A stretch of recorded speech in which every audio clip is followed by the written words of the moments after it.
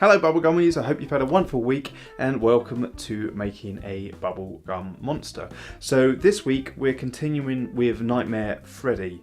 If you've been following along over the last couple of weeks, I've been making Nightmare Freddy for the sequel to our FNAF film, which we're not going to talk about too much, but it is a prequel, so it involves the Nightmare characters. Last week we finished the torso and started on the arm, so this week I continued the arm and have actually now gone through and created the whole body. So let's take a look.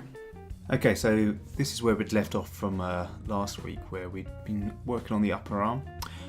So I'll just tighten up a little bit more and add in a few more of these sort of cracks. So this is a really good brush where you can do some really fine sort of details. And now I'm doing the forearm, exactly the same techniques as what we've been doing for the last 2 weeks, where you can use a sort of another object, which is this cube, where I'm just sort of shaping it and cutting into then the actual main forearm and creating a hole, and then going in using the move tool, and you just start shaping it how you want to try and make it look more like a jagged, sharp edge. And so it is going to be a lot of wash and repeat really here, where another hole, add in some details. You know, I mean, this is the really cool thing about ZBrush, is the fact that it's so flexible. And so it is almost like working with a bit of clay, in that it doesn't matter how much you stretch things around, they can always be sort of reformed into that new shape. I know a lot of you guys don't work in 3D, so it's difficult for me to kind of explain how that works. But where models are made up, they're always made up of what are called polygons, which are literally like little flat squares, and the more of them you have, the more detail you can have. But the problem with polygons is they're not very flexible, so when you start stretching stuff around, it becomes really distorted. So with ZBrush, what it has is this kind of technology which reapplies a whole new set of polygons to match the deformation and the depth of the damage you've done in terms of all the cracks and stuff, and it will add all the detail where needed, all the polygons that are needed, it will add them back in. So you're never ever going to have any sort of problems with all of these sort of stretched look. It's always going to have enough detail where you want to add it. So yeah, I'm sorry that's not really a very descriptive way of what's going on, but without getting too technical, I don't really know how else to explain it. So here I'm using a combination of brushes, one where it sort of kind of adds the cracks, but also another one where you can sort of dig in and start sort of, again, like with clay, it's almost like you're getting a trowel and you're just carving bits out. And now I'm on to the upper leg, and I noticed that with Nightmare Freddy, it's almost like he's been attacked by another animatronic, because he's got these big, huge, sort of what look like claw marks going through his leg.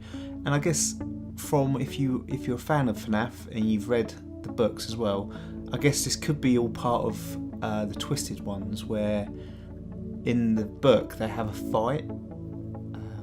Probably giving away some of the story there, but anyway, it's quite interesting where Scott Cawthon's going with it. So maybe that's why he did this with the Nightmare characters, because it definitely doesn't look like it's been done by a person.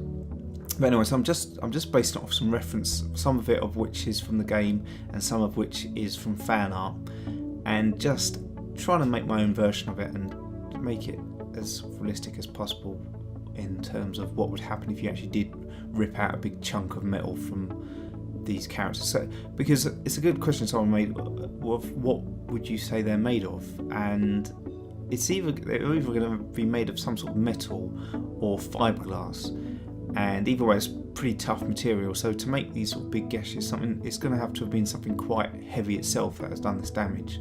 So I wanted to sort of give that kind of stress around the edges, as if it's really been sort of whacked with something heavy, which again, where this brush is really useful, because it's got this kind of fine detail to it, so you can add all these sort of scratches, and the more you do it, the deeper it gets, so you can get these really nice deep gouges out of the edges.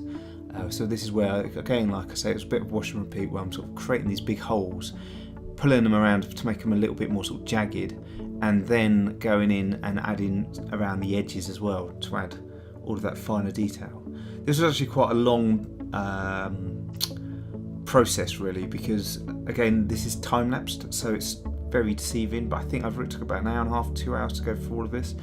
It is kind of rushed, even though we're using these are going to be used in the sequel. I'm hoping that because in the scenes in the FNAF 4 that is set at night, you won't be seeing these characters too close up and too detailed. And I think that's a good idea when you're modelling stuff for your games or your films. It's always a good idea to know what relation they are to the actual scene or setting that they're going to be in, because there's no point going to town and making a lot of detail and spending days and days on something when it's not going to be seen that much, or not in exactly that brighter light. So it's always smart to think about what you're doing and base it off of that. Okay, so there's the finished outer skin of Nightmare Freddy. There's still some work to do with it, where I've basically mirrored his arms and legs. Now everything's very symmetrical in terms of all the scratches and the dents on both his arms and legs look exactly the same. So I will go through and add some variety to either side so he doesn't look so symmetrical. Other things need to be done as well, like the endoskeleton, his teeth, his jaws, his eyes, all of that sort of stuff needs to be added, and also he's got loose wires, but I will be doing that in a different package at a later date. So I hope you've enjoyed this video and it's given you some sort of inspiration for your own creations. And remember, if you're not subscribed, to subscribe and hit the alert button so you can keep up to date with these videos and see the progress from creating this model to the final rendered image that we will have in the films. Also remember to give it a thumbs up, and until next time, bye bye for now.